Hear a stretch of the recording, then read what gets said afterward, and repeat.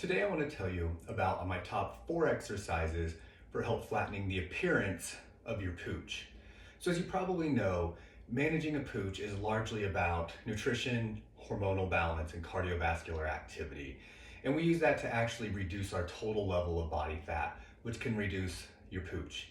However, when we look at a pooch, there is a big aesthetic part of it that has to do with your anterior pelvic tilt, meaning the more that your butt sticks out and your pelvis dumps forward, the more your pooch shows up. So I want to give you some exercises against the wall to help manage that pelvic tilt, to help manage the appearance of the pooch. So the great thing about using a wall is, one, everybody can find a wall, so it's very low level entry. And two, it's what we call a transcendental reference, simply meaning the wall is always straight. And so when you put your body against a wall, it gives you a reference to know whether or not your body is straight. Okay, let's get into it. Exercise number 1 is the TVA wall drawing. So what I want to do is I want to put my feet on the wall about hip width apart and about 90-degree angles at the knee. A little more, a little less is totally fine. From there, all I'm going to do is I'm going to take a big breath in through my belly. I'm going to move my hands so you can see, but I'm going to let my belly get really big on the inhale. And then when I exhale, I'm going to gently pull my belly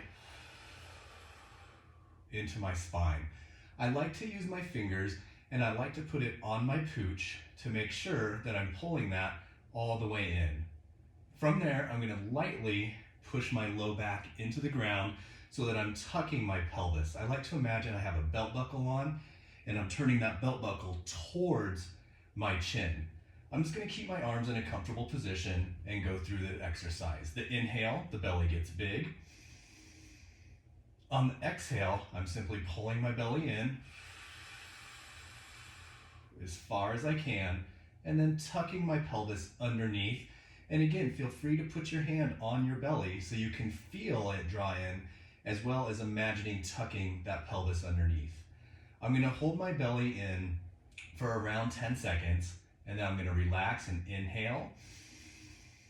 As I exhale, I'm pulling that belly in and tucking my pelvis under, holding it for 10 seconds, and then we just repeat that somewhere around 8 to 10 repetitions, anywhere from 2 to 4 sets. Exercise number 2 is going to build off of the TVA drawing. Now I'm going to add a hip bridge. What this hip bridge is going to do is help me further strengthen my lower abdominal muscles, and it's going to help me mobilize my spine and my SI joint. And those both play a big role in how much your pelvis rolls forward or backwards. So to set this up, I'm going to bring my arms just to a comfortable position. I'm going to do the same as previously. I'm going to take a nice big inhale. When I exhale, I'm going to pull my belly in. And this time, I'm going to curl my pelvis slowly until I can feel my body start to roll up. I'm going to roll up every vertebrae with my belly button still held in. I'm going to take a breath at the top so my belly's going to get big. I'm going to pull everything back in. And I'm rolling down on the exhale. Notice I'm moving very slowly and I'm doing my best to imagine that I'm laying in sand and that I'm indenting each vertebrae into the sand. As I roll up, I'm going to take my breath. I'm going to reset my belly, and then I'm going to try to put each vertebrae back into that same imaginary indentation in the sand. And from there, I just work back and forth. I inhale, my belly is in. I roll up on the exhale as high as you feel comfortable with no pain or strain in the neck. I'll take my breath. I'll pull my belly in, and I'm going to roll down each consecutive vertebrae. I'm going to do around 10 to 12 reps, and again, you can do between 2 and 4 sets. The next wall exercise is the L4, L5 Eldoa. So this is an exercise specific to the 4th and 5th lumbar vertebrae, and even more specifically, it's for the disc in between, where we're going to try to lift the top vertebrae and pull down on the bottom vertebrae to help create some space. More importantly for our pelvic tilt, there's a ligament that goes from your fourth lumbar vertebrae into the back of your pelvis, called one of the iliolumbar ligaments. And if that ligament is tight, it can actually pull the pelvis forward, creating more of an anterior pelvic tilt. So what we're gonna do, you're gonna set with your legs out in front, and you want your heels a minimum of glute width apart, so my heels are in line with my glutes. And then if you feel comfortable, you could even go wider than that, okay? As far as bending the knees up, since we have the wall, for now, we're gonna use it. After 2 to 3 weeks of using the wall, we'll actually wanna move away from the wall to get more work out of our back musculature. But for now, we're gonna use the wall as our transcendental reference, so I know what straight is. I'm gonna bend my ankles back, and then you can choose. The straighter your legs, the easier it's gonna be to maintain the posture, but the less effective it's gonna be. So we will try to bend our legs up as far as you feel like you can. I'm gonna push my pinky toes to the floor. I'm gonna push my knees toward the floor. I'm gonna gently tuck my chin and imagine there's a balloon lifting my head nice and long. I want the nice long back of the neck. From there, my belly's completely relaxed. It's one of the few exercises we're not gonna pull our abs in. My belly is soft and relaxed. I bring both arms out in front of me, spread the fingers, bend the wrist back, externally rotate the shoulder girdle. I like to think of like the way Spider-Man looks when he's shooting a web. It makes it easy to remember the posture. From there, I'm gonna look down with my eyes 1 to 2 feet in front of me, and then you're just gonna bring your arms up as far as you can safely and without pain, and then you're gonna reach up to the ceiling. If you can bring your thumbs all the way to gently touch the wall, that is ideal, but I'm not pushing into the wall. I'm just noticing where it is, and then I'm reaching as high as I can, breathing from my belly, and I'm gonna try to hold this for 1 minute.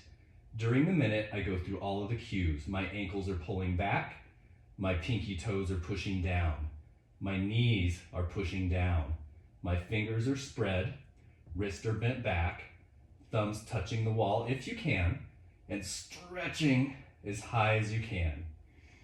Once you've held it for the full minute, you'll very gently and slowly relax one arm, relax the other arm, and finally, relax your spine. Our last exercise is the wall scarecrow. So what I'm gonna do is I wanna bring my feet maybe 6 or so inches away from the wall, and then I'm just gonna lay my body back against the wall. I wanna make sure the back of my head is touching the wall, and I'm gently tucking my chin. What's great about this scarecrow exercise is it helps our systemic posture. And remember, the better our posture, the less likely we are to have your anterior pelvic tilt and your pooch sticking out. So from here, I've got my head on the wall, my butt on the wall. You'll see where you can kind of slide your hand in that space between you and the wall. I'll keep my hands out of the way so you can see it. And then from here, I'm gonna take my imaginary belt buckle and tuck it towards my chin. So now my back is flat to the wall. My head is flat to the wall. I'm gonna put the back of my palms on the wall. And for beginners, we are going to hold this position. We're gonna inhale, belly gets big. Exhale, belly gets small, I draw it in, and I maintain that for 10 to 15 seconds. If that's doable for you, then you can bring your arms shoulder height and you'll rotate them back so the back of your palm is to the wall, head is still flat, back is still flat. That's the true scarecrow posture. Same breathing. Inhale, the belly gets big. Exhale, belly gets small, and I push my low back into the wall. We'll hold these for 60 to 90 seconds for 2 to 4 sets. Once that's easy for you, you can start to move your heels back until eventually your heels touch the wall, your back touches the wall, and your head touches the wall. Same thing once you've mastered it. From here, everything's the same, 60 to 90 seconds, 2 to 4 sets, and that is the wall scarecrow. So there you have it. That's my 4 top wall exercises to help you control the anterior pelvic tilt to help eliminate the appearance of the pooch by having postural corrections. Another big part of this is, remember, underneath your abdominals and into your pelvic floor, you have a lot of organs. You have your digestive organs, you have your reproductive organs. When I'm in a big anterior pelvic tilt, a lot of those organs settle forward and become lax. Remember, all these organs are attached to the spine and to each other with some fascia or some connective tissue. So the better I get at controlling that posture and being able to control my transverse abdominis, the more I start to create a pump for those internal organs, which helps with what's called intrinsic motility, which again allows you to pump the organs and help you have a healthier pelvic floor and digestive system. All right, I hope you liked the video. Please feel free to like and subscribe, and we'll see you next week.